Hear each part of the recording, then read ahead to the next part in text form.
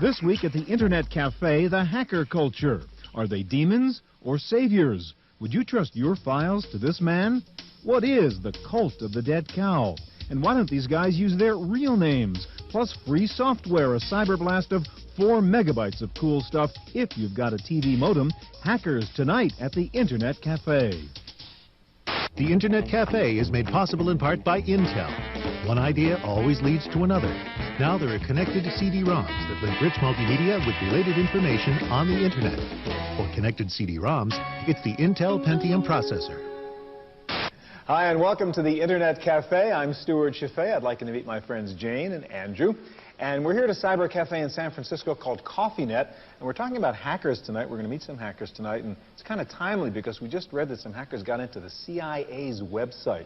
So it makes you really wonder if it's easy to break into and alter the homepage that's run by the Central Intelligence Agency. How safe is your company's website, your personal website, personal information that's out there on the net, your credit card and that kind of stuff? It's kind of scary. It really is. And, you know, it was interesting for me when we were going to all the websites and looking at all the things, especially that CIA website, is really trying to get an understanding of what's making these guys tick. Why are they doing what they're doing? I mean, is it really about a political agenda and freedom of information, or are these guys just having fun? Right. I'm also excited because we're going to talk not only to hackers but to corporate security network experts, and these are guys who spend their days trying to keep hackers out of their networks. And we're going to look at some of the tools that they have developed to catch hackers, and also see how hackers may be using those same tools themselves to get into systems. And sometimes the same guy is a hacker and he's a corporate security consultant at the same time. All right, we in fact are going to meet some of the most notorious, infamous hackers in the world tonight, and we're going to visit some very weird websites where the hackers hang out. We're here with Dan Farmer, who is a corporate network security expert and has been a consultant for many large computer companies. And we're going to talk a little bit about what network security means. I'm just curious how you got started in the security business. Well, back in '89, which is kind of like the Stone Ages on the Internet. A long time ago. Long time ago. In your teens, I take it. Not quite. I wish it were. But I was actually finishing up school. I was kind of programming and going to school half-time. And I was 1 credit short of graduation, so I took a summer class and wrote a program called COPS. Now, did you finish school? I have to ask that. I finished school. Yes, I got my bachelor's, my old piece of paper. Great. And what did COPS do? Well, COPS was a security audit program. It basically diagnosed a Unix computer and told you what was wrong or right about the system. Great. And I gave it away, attracted some interest in industry and government, and got a call from CERT, which is the Computer Emergency Response Team, to get a job out in Carnegie Mellon. Now, is CERT a government agency? No, CERT was a federally funded research company. Okay. And essentially they would get government money, but they were free to do research or whatever they wanted with. They were actually part of a larger organization called the Software Engineering Institute. Okay, great. So tell me kind of what the average day would be like for a corporate network security person. Well, you know, I don't really know what an average day is. What would be an exciting day? A day that would just really get your blood flowing? Well, there's good days and bad days. Okay. And a bad day might be that you get a page or a phone call at 3 a.m. and someone says that someone just broken into our main corporate computers, and what are you going to do about it? Save the day, and then you have to scramble around trying to track down intruders. Or great. Now, what do you usually use to track down intruders? Are there software tools that you're using, or? Well, it's kind of like this little combat you have with the enemy, so to speak, and you use the same kind of tools that they're using to try to track them down while they're trying, a little cat and mouse game, while they're trying to run away from you, you're trying to chase them. Sometimes vice versa. If you're trying to sneak up on them, sometimes they turn on you and attack you. But usually, since you know the computers better, you have hopefully a better knowledge of your systems. You can kick them off or try to get them out. Last year, you were involved in releasing a software program on the internet called Satan. Can you tell me a little bit about that?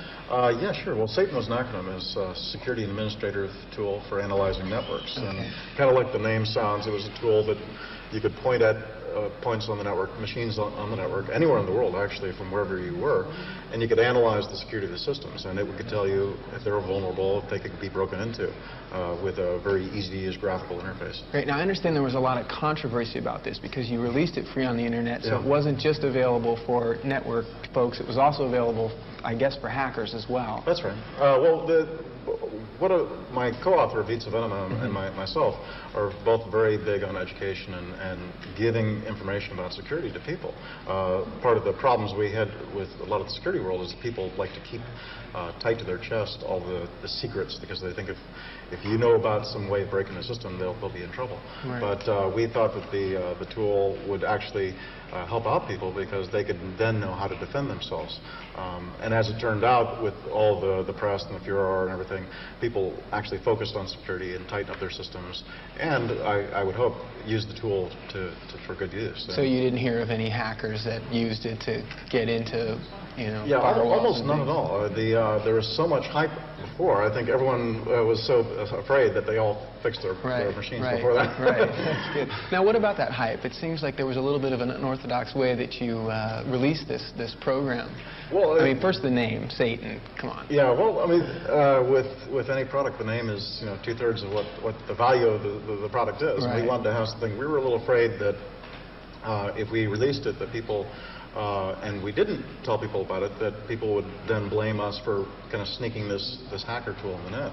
And it's not like we planned all the hype. You can't orchestrate this kind of media machine. Right. And, but you did issue a warning in advance. Is that correct? That's right. Okay. But it was just a general net posting saying, look, we're doing this. We're releasing this tool. This is what it does. Fairly clear language. We didn't try to incite people, but I don't know. I started getting some press from some of the major newspapers, getting on the front page, and all this television started descending on me, and I could barely move without getting hitting a camera. And so, but I think overall the thing was actually a very positive thing, because all the press was a positive thing. Great. Because it allowed people to again get more awareness of the whole subject. What's the next program that you're working on? Well, it's kind of a technical thing, but essentially it's a way of managing or devising a policy structure for large-scale networks on Unix systems. And what kind of a name have you given this one? Undecided as of yet. Great. It won't be anything quite as flashy, though. I think I've learned my lesson. Okay, great. Well, thanks.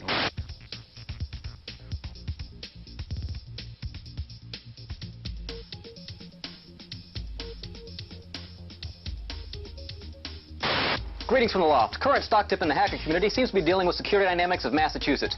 The makers of Secure ID scrambled the security problems in their one-time password token cards were presented to the net in the form of a white paper from ftp.secnet.com. The stock tip for Security Dynamics, NASDAQ ticker SDTI, seems to be sell short. With any luck, they will fix their problems in their product, and yet again, we'll have a case of technology progressing due to hackers and security professionals worldwide. So, Aleph, tell me, what kind of information can we find at underground.org?